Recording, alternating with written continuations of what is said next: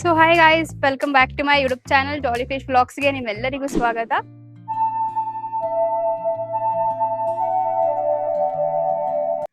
ತಮ್ನೈಲಲ್ಲಿ ನೀವು ಆಲ್ರೆಡಿ ನೋಡಿರೋ ಹಾಗೆ ಇದು ನನ್ನ ವಾರ್ಕಲ ಟ್ರಿಪ್ ವ್ಲಾಗ್ ಆಗಿರುತ್ತೆ. ಇದು ಡೇ 1 ವ್ಲಾಗ್. ಸೊ ನಾನು ಪ್ಯಾಕಿಂಗಿಂದ ನಾನು ವಾರ್ಕಲ ರೀಚ್ ಆಗೋವರೆಗೂ ಈ ವ್ಲಾಗಲ್ಲಿ ತೋರಿಸ್ತಾ ಇದ್ದೀನಿ. ಸೊ ನೀವು ಪ್ಯಾಕಿಂಗ್ ನೋಡ್ತಿರೋ ಹಾಗೆ ಆಲ್ರೆಡಿ ನಾನು ಸಿಕ್ಕಾಪಟ್ಟೆ ಆರ್ಗನೈಸ್. ನಾನು ಆಚೆ ಹೋಗೋದಿರಲಿ ಮನೇಲಿರೋದಿರಲಿ ನನಗೆಲ್ಲದೂ ಆರ್ಗನೈಸ್ಡ್ ಆಗಿದ್ದರೆ ನನಗೊಂದು ಸ್ವಲ್ಪ ಮೆಂಟಲಿ ನಾರ್ಮಲ್ ಆಗಿದ್ದೀನಿ ಅನ್ನೋ ಫೀಲು. ಯಾಕಂದರೆ ಮೆಸ್ಸಿ ಆಗಿದ್ರೆ ನನಗೆ ಸಿಕ್ಕಾಪಟ್ಟೆ ಟೆನ್ಷನ್ ಆಗಿ ಹೋಗ್ಬಿಡುತ್ತೆ. ನಾನು ಹೋಗೋ ಟ್ರಿಪ್ಪಿಂದ ಹಿಡಿದು ಪ್ರತಿಯೊಂದು ಮುಂಚೆನೇ ಪ್ಲ್ಯಾನ್ ಮಾಡ್ಕೊಂಡು ಹೋಗಿರ್ತೀನಿ. ಸೊ ಹಾಗಾಗಿ ನನಗೆ ಅಲ್ಲಿ ಹೋಗಿ ಏನೂ ಟೆನ್ಷನ್ ಆಗೋದು ಇಷ್ಟ ಆಗಲ್ಲ. ಪ್ಯಾಕಿಂಗ್ ಎಲ್ಲ ಮುಗಿಸ್ಕೊಂಡು I took metro to reach station. Guys almost 30 minutes ಆಯಿತು ಅಲ್ಲಿಂದ ಇಲ್ಲಿಗೆ ಬರೋದಕ್ಕೆ. So we are now at KSR railway station. 10ಕ್ಕೆ ಟ್ರೈನ್ ಇರೋದು, ಇನ್ನು 7:35. ಸೊ ಪರವಾಗಿಲ್ಲ, ಐ ಆಮ್ ಆನ್ ಟೈಮ್. ನಾವು ಮೆಜೆಸ್ಟಿಕಲ್ಲಿ ಕೂಡ ಇಳಿಬೋದಿತ್ತು, ಬಟ್ ನಾವು KSRನೇ ಡೈರೆಕ್ಟಾಗಿ ಚೂಸ್ ಮಾಡಿದ್ವಿ. ಯಾಕಂದರೆ ಲಗೇಜ್ ಎಲ್ಲ ಇರುತ್ತೆ, ಸೊ ಟ್ರಾವೆಲ್ ಮಾಡೋದು ಕಷ್ಟ ಆಗುತ್ತೆ ಅಂತ. ಬಟ್ ಮೆಜೆಸ್ಟಿಕಲ್ಲಿ ಇಳಿದಿದ್ರೆ ನಮ್ಮದು ಪ್ಲ್ಯಾಟ್ಫಾರ್ಮ್ 3 ಇದ್ದಿದ್ದರಿಂದ ಸೊ ಅಲ್ಲಿಂದ ಬೇಗ ರೀಚ್ ಆಗ್ಬೋದಿತ್ತು. ನಾವು ಇವಾಗ ಲಾಸ್ಟ್ ಪ್ಲ್ಯಾಟ್ಫಾರ್ಮಿಂದ ಫಸ್ಟ್ ಪ್ಲ್ಯಾಟ್ಫಾರ್ಮ್ ಕಡೆ ಹೋಗ್ತಾ ಇದ್ದೀವಿ. ಸೊ ಇಲ್ಲಿ ಟೈಮ್ ಕನ್ಸ್ಯೂಮಿಂಗ್ ಅಂತ ಅನಿಸ್ತು, ಬಟ್ ಯೂಶ್ವಲಿ ನೀವು ಅಲ್ಲಿ ಕೂಡ ಇಳಿಬೋದು. ಥರ್ಡ್ ಪ್ಲಾಟ್ಫಾರ್ಮ್ ಕಡೆ ಹೋಗ್ತಾ ಇದ್ದೀನಿ. ನನ್ನ ಫ್ರೆಂಡ್ಸ್ ಆಲ್ರೆಡಿ ಬಂದ್ಬಿಟ್ಟಿದ್ದಾರೆ. ಪಾಪ ಅವ್ರು ದೂರದಲ್ಲಿ ಇದ್ರು, ಅವರೇ ಬೇಗ ಬಂದಿದ್ದಾರೆ. ನಾನೇ ಇನ್ನ ಲೇಟಾಗಿ ಬಂದಿರೋದು. ಹಾಯ್ ಹಾಯ್ ಹಾಯ್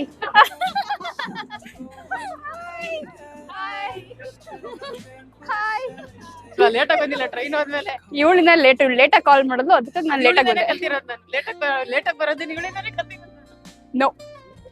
ಬ್ಯಾಂಗ್ಳೂರಿಂದ ವಾರ್ಕಳಗೆ ನಾವು ಕನ್ಯಾಕುಮಾರಿ ಎಕ್ಸ್ಪ್ರೆಸ್ಸಲ್ಲಿ ಹೋಗ್ತಾ ಇದ್ದೀವಿ. KSR ಫಸ್ಟ್ ಸ್ಟಾಪ್ ಆಗಿರೋದ್ರಿಂದ ನಮಗೆ ಟ್ರೈನ್ ಆಲ್ರೆಡಿ ಪ್ಲ್ಯಾಟ್ಫಾರ್ಮಲ್ಲಿ ಬಂದಿತ್ತು. ಸೊ ಹಾಗಾಗಿ ನಮ್ಮ ಹತ್ರ ಜಾಸ್ತಿ ಟೈಮ್ ಇತ್ತು ಬೋರ್ಡಿಂಗ್ ಮಾಡೋದಕ್ಕೆ. ಸ್ವಲ್ಪ ಹೊತ್ತು ಸೆಟಲ್ ಡೌನ್ ಆದಮೇಲೆ ನಮ್ಮ ಫ್ರೆಂಡ್ ಕಾವ್ಯ ಕೊಟ್ಟಿರೋ ಊಟನ ತಿಂದು ಅದಾದಮೇಲೆ ಒಂದು ಸ್ವಲ್ಪ ಹೊತ್ತು ಗೇಮ್ಸ್ ಎಲ್ಲ ಆಡಿ ಆಮೇಲೆ ಎಲ್ಲ ಮಲ್ಕೊಂಡ್ವಿ. ಬೆಳಗ್ಗೆ ಎದ್ದ ತಕ್ಷಣ ಆಲ್ಮೋಸ್ಟ್ ಇನ್ನೂ ಒಂದು 2 hours ಇತ್ತು ವಾರ್ಕಳ ರೀಚ್ ಆಗೋದಕ್ಕೆ. ಈ ಒಂದು ಬ್ಯೂಟಿಫುಲ್ ವ್ಯೂ ನೋಡಿಕೊಂಡು ಟ್ರೈನಲ್ಲಿ ಸ್ವಲ್ಪ ಹೊತ್ತು ಟೈಮ್ ಸ್ಪೆಂಡ್ ಮಾಡಿದ್ವಿ. This is the reason why I choose train, because beautiful journey ಅಂತ ಅನಿಸುತ್ತೆ. ಸ್ವಲ್ಪನೂ ಟಯರ್ಡ್ ಅಂತ ಅನಿಸಲ್ಲ. ಸೊ ಹಾಗಾಗಿ ನಂಗೆ ಟ್ರೈನ್ ಜರ್ನಿ ತುಂಬಾ ಇಷ್ಟ. ಸೊ ಗೈಸ್, ಇವಾಗ ವಾರ್ಕಳಕ್ಕೆ ಬಂದಿದ್ದೀವಿ. ಟ್ರೈನ್ ಇಳಿದು ಹೋಗ್ತಾ ಇದ್ವಿ. ಆಲ್ಮೋಸ್ಟ್ ಟೈಮ್ ಎಷ್ಟಾಗಿದೆ? 11:45 ಆಗಿದೆ.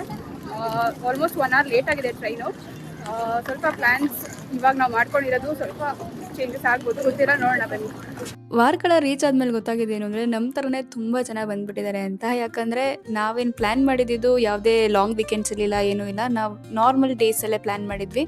ಬಟ್ ಅಂದ್ರೂ ಸಿಕ್ಕಾಪಟ್ಟೆ ಜನ ಬಂದಿದ್ದರು.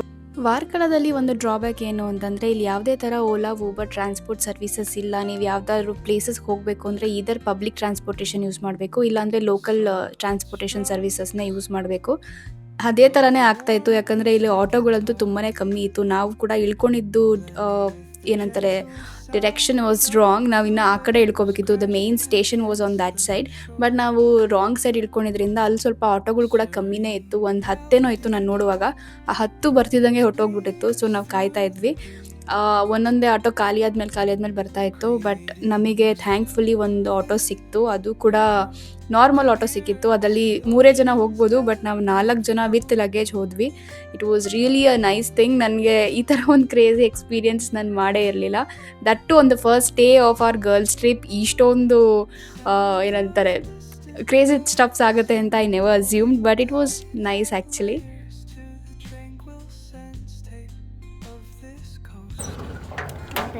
Hi. We finally reached a stay. ಇದು ನಾರ್ತ್ ಕ್ಲಿಫಲ್ಲಿದೆ. ಇದು ಹೆಸರು ಶಮಕ್ ಹೋಮ್ ಸ್ಟೇ ಅಂತ. It was a beautiful property ಕೇಳಿದ್ರೆ ನೀವು. ಯಾಕಂತಂದರೆ ಇಲ್ಲಿಯ ಹೋಸ್ಟ್ ಕೂಡ ಸಿಕ್ಕಾಪಟ್ಟೆ friendly and he was very helpful. ನಾವು ಯಾವುದಾದ್ರೂ ಟ್ರಾನ್ಸ್ಪೋರ್ಟೇಷನ್ ಬೇಕು ಅಂತ ಕೇಳಿದ್ರು ಆಗಿರ್ಬೋದು, ಅಥವಾ ಪ್ಲೇಸಸ್ ನೋಡೋದಕ್ಕೆ ಸಜೆಷನ್ ಕೇಳಿದ್ರು ಆಗಿರ್ಬೋದು, he was doing his job really nice. ನಮ್ಮ ರೂಮ್ಸ್ ಇದ್ದಿದ್ದು ಮೇಲ್ಗಡೆ ಫಸ್ಟ್ ಫ್ಲೋರಲ್ಲಿ. ಮೇಲ್ಗಡೆ ಒಂದು ಕಂಪ್ಲೀಟ್ 3 BHK ಹೋಮ್ ಇತ್ತು. ಅದರಲ್ಲಿ 2 bedrooms ನಮಗೆ ಕೊಟ್ಟಿದ್ರು and 1 bedroom was for somebody else. Hi.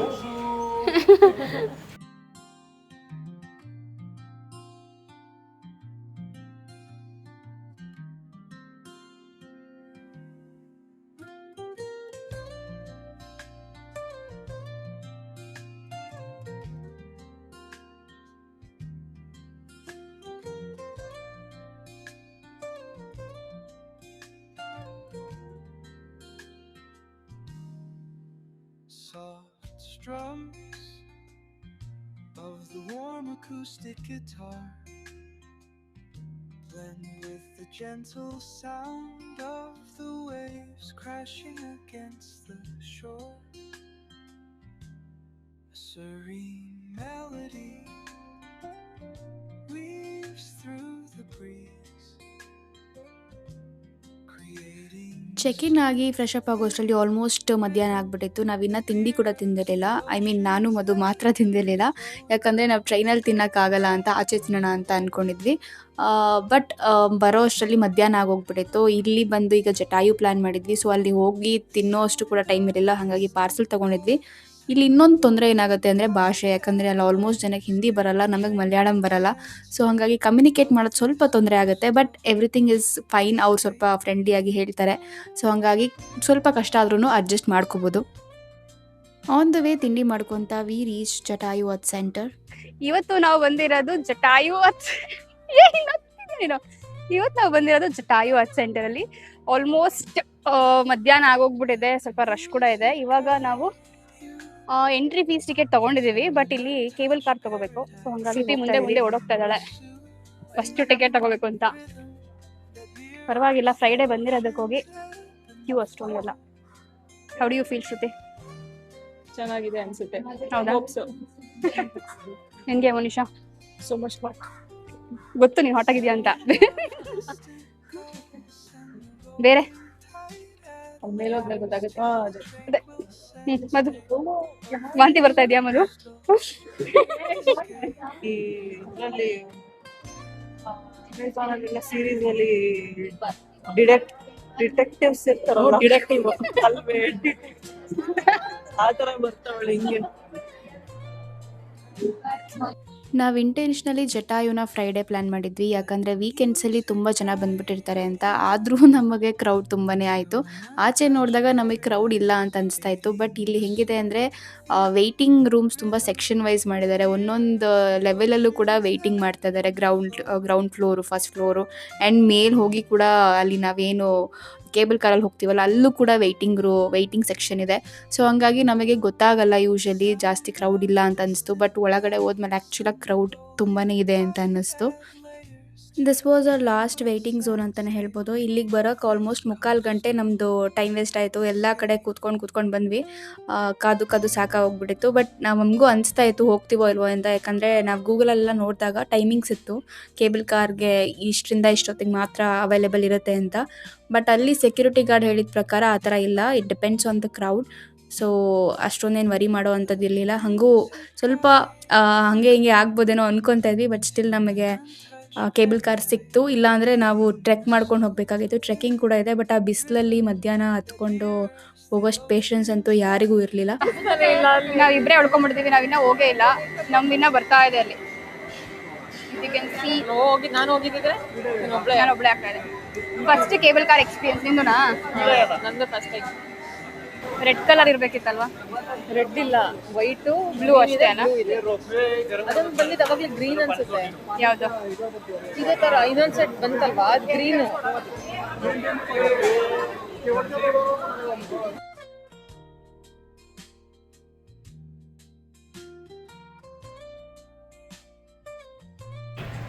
Actually challenge ಏನು ಅಂತಂದರೆ ಇದು ಹೋಗ್ತಾ ಇರುತ್ತೆ. ಹೋಗುವಾಗ ನಾವು ಹತ್ಕೋಬೇಕು. ಸೊ ಅದೊಂದು ಸ್ವಲ್ಪ ಟ್ರಿಕಿ ಅಂತ ಅನಿಸುತ್ತೆ. ಬಟ್ ಸ್ಟಿಲ್ ಚೆನ್ನಾಗಿದೆ. ನಂದು ಫಸ್ಟ್ ಎಕ್ಸ್ಪೀರಿಯನ್ಸ್. ಸೊ ನಿಂಗೆ ಹೆಂಗೆ ಅನಿಸುತ್ತೆ ಮಧು? ಅಮ್ಮ, ನಂದು ಫಸ್ಟ್ ಎಕ್ಸ್ಪೀರಿಯನ್ಸ್, ಫಸ್ಟ್ ಟೈಮ್ ಹೋಗ್ತಾ ಇರೋದು. ಜಂಪ್ ಆಗ್ತಾ ಇದೆ. ನಿಂತ್ಕೋದು ಸರಿ ಮಾಡು. ಹಾಂ, ನೈಸ್. ಎಕ್ಸೈಟ್ಮೆಂಟಾ? ಅಯ್ಯೋ, ಸ್ಕೇರಿ ಆಗಿದೆ. ಅಷ್ಟೆಲ್ಲ ವೆಯ್ಟ್ ಮಾಡಿ ಫೈನಲಿ ನಾವು ಮೇಲೆ ಬಂದಮೇಲೆ ಜಟಾಯು ಸ್ಕಲ್ಪ್ಚರ್ ನೋಡಿದಾಗ ಒಂದು ಖುಷಿ ಆಯಿತು. ಯಾಕಂದರೆ ಇದು ನೋಡೋಕೆ ಅಷ್ಟು ದೂರದಿಂದ ಬಂದ್ವಲ್ಲ ಅಂತ. ಬಟ್ ಅಷ್ಟು ವೆಯ್ಟ್ ಮಾಡಿದ್ದಕ್ಕೂ ವರ್ತಿದೆ ಅಂತ ಅನಿಸ್ತು. ಲಿಟ್ರಲಿ ಚೆನ್ನಾಗಿದೆ ಆ್ಯಕ್ಚುಲಿ. ಒಂದು ಡೇ ಔಟ್ ಮಾಡೋದಕ್ಕೆ ಅಥವಾ ಒಬ್ಬರು ಒಂದ್ಸಲ ಬಂದು ನೋಡೋದಕ್ಕೆ ನಿಜವಾಗ್ಲೂ ಮಸ್ಟ್ ವಿಸಿಟ್ ಅಂತಲೇ ಹೇಳ್ತೀನಿ ಇದನ್ನು. ವೈಸ್ ಇಟ್ ಸೋ ಫೇಮಸ್ ಅಂದರೆ ಇದು ವರ್ಲ್ಡ್ಸ್ ಲಾರ್ಜೆಸ್ಟ್ ಬರ್ಡ್ ಸ್ಕಲ್ಪ್ಚರ್ ಆಗಿರುತ್ತೆ. ಎಲ್ಲರಿಗೂ ರಾಮಾಯಣ ಗೊತ್ತೇ ಇರುತ್ತೆ. ಅದರಲ್ಲೂ ರಾವಣ ಸೀತನ ಅಪಹರಣ ಮಾಡಿದ ಸ್ಟೋರಿ ಅಂತೂ ಪ್ರತಿಯೊಬ್ಬರಿಗೂ ಗೊತ್ತಿರುತ್ತೆ. ಅದರಲ್ಲಿ ಬರೋ ಅಂಥ ಜಟಾಯು ಅಂತ ಒಂದು ಪಕ್ಷಿ ಬಗ್ಗೆನೇ ನಾನು ಇವಾಗ ಹೇಳ್ತಾ ಇರೋದು. ಇವಾಗ ನೀವು ನೋಡಿದ bird sculpture is nothing but Jatayu it self. Allegedly, they say that this is the exact place where Jatayu fell. ಅದಕ್ಕೆ ಈ ಒಂದು ಪ್ಲೇಸ್‌ನ ಅವರು symbol of courage, women safety and devotion ಆಗಿ ಮಾಡಬೇಕು ಅಂತ ಜಟಾಯು ಸ್ಕಲ್ಪ್ಚರ್‌ನ ಆಸ್ ಅ ಹಾನರಿಂಗ್ ಆಗಿ ಮಾಡಿದ್ದಾರೆ. ಯಾರೆಲ್ಲ Ramayana, Mahabharata it's just a myth ಅಂತಿರೋ ಅವ್ರಿಗೆಲ್ಲ ಒಂದು ಕ್ಲಿಪ್ ಇದೆ. You can see the footprints of Rama and so this encapsulates that Ramayana, Mahabharata is not at all a ಮಿತ್.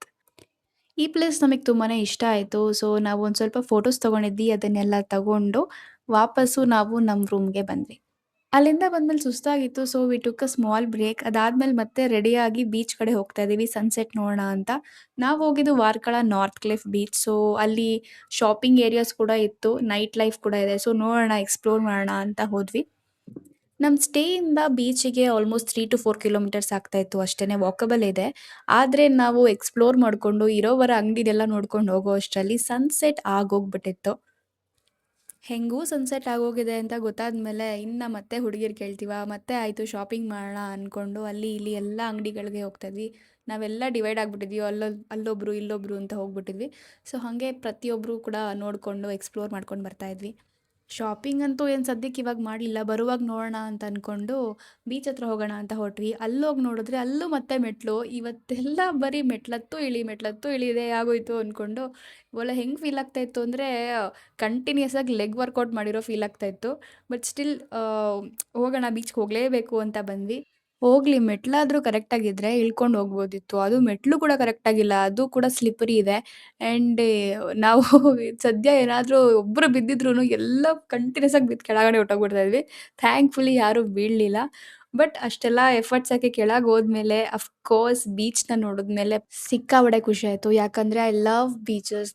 ಇಲ್ಲಿ ಸ್ವಲ್ಪ ಹೊತ್ತು ಕ್ವಾಲಿಟಿ ಟೈಮ್ ಸ್ಪೆಂಡ್ ಮಾಡಿದ್ವಿ ನಾವು ನಮ್ಮ ಫ್ರೆಂಡ್ಸ್ ಎಲ್ಲ. ಸ್ಕೂಲ್ ಫ್ರೆಂಡ್ಸ್‌ನ ತುಂಬ ದಿನ ಆದ್ಮೇಲೆ ಮೀಟ್ ಮಾಡಿದ್ದು, ಎಷ್ಟೋ ವರ್ಷ ಆದ್ಮೇಲೆ ಮೀಟ್ ಮಾಡಿದ್ದು ಅಂತಲೇ ಅನ್ಕೊಳ್ಳಿ. ಅದ್ರ ಜೊತೆಗೆ ಈ ಥರ ಒಂದು ಟ್ರಿಪ್ ಬೇರೆ ಹೋಗಿದ್ದು, it's like another level. So we all enjoyed together. Usually ಇಲ್ಲಿ ಎಲ್ಲ ಬೀಚಸ್ಸು ರಾತ್ರಿ 11 ಗಂಟೆ ಮೇಲೆ ಅಲೋ ಇಲ್ಲ. ಸೊ ಹಾಗಾಗಿ ನಾವೂ ಬೇಗ ಮೇಲೆ ಬಂದ್ವಿ. ಬಂದಮೇಲೆ ಡಿನ್ನರ್ ಟೈಮ್ ಆಗೋಗ್ಬಿಟ್ಟಿತ್ತು. ಹಾಗಾಗಿ ಮತ್ತೆ ಊಟಕ್ಕೆ ಹೋಗೋಣ, ಎಲ್ಲಿ ಹೋಗೋದು ಅನ್ನೋದೇ ಒಂದು ಚಾಲೆಂಜ್ ಆಗಿಬಿಟ್ಟಿತ್ತು. ಯಾಕಂದರೆ ಎಲ್ಲಿ ನೋಡಿದ್ರೂ ನಾನ್ ವೆಜ್ ಇತ್ತು.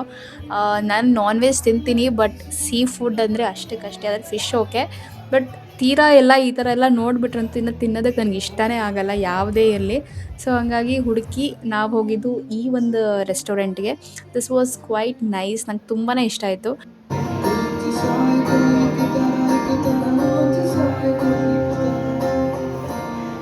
ಊಟ ಎಲ್ಲ ಮುಗಿಸ್ಕೊಂಡು ವಾಪಸ್ ನಮ್ಮ ಸ್ಟೇ ಕಡೆ ಹೊರಟ್ವಿ. ಯಾಕಂದರೆ ಇವತ್ತು ಒಂದೇ ದಿನ ಸಿಕ್ಕಾಪಟ್ಟೆ ಓಡಾಡ್ಬಿಟ್ವಿ ಅಂತ ಅನಿಸ್ತು. ಸ್ವಲ್ಪ ರೆಸ್ಟ್ ಬೇಕಿತ್ತು. ಹಾಗಾಗಿ ಜಾಸ್ತಿ ಏನು ನಾವು ಲೇಟ್ ನೈಟ್ ಎಲ್ಲ ಸ್ಪೆಂಡ್ ಮಾಡ್ದಲೇ ಸ್ಟೇ ಕಡೆ ಹೊರಟ್ವಿ. ಇವತ್ತಿನ ಎಕ್ಸ್ಪೆನ್ಸಸ್ ₹566 ಫಾರ್ ಜಟಾಯು. ಡಿನ್ನರಲ್ಲಿ ₹610, ಕ್ಯಾಬಿಗೆ ₹610 ಕೊಟ್ಟಿದ್ದೀನಿ. ಆ್ಯಂಡ್ ಹಾಗೆ ಹಿಂಗೆ ಸ್ವಲ್ಪ ಸೇರಿಸಿದ್ರೆ ಒಂದು ₹200-300 ಅಂತ ಸೇರಿಕೊಂಡ್ರು. ಟೋಟಲ್ ಆಗಿ ₹2286 ಇವತ್ತಿನ ಡೇಯಲ್ಲಿ ನಾನು ಖರ್ಚು ಮಾಡಿರೋದು. Day 2 in Varkala is coming soon. So ಅಲ್ಲಿವರೆಗೂ ಈ ವಿಡಿಯೋ ಇಷ್ಟ ಆಗಿದೆ ಲೈಕ್ ಮಾಡಿ, ಶೇರ್ ಮಾಡಿ ಆ್ಯಂಡ್ ಸಬ್ಸ್ಕ್ರೈಬ್ ಮಾಡಿ ಅಂತ ಹೇಳ್ತಾ ಬಾಯ್.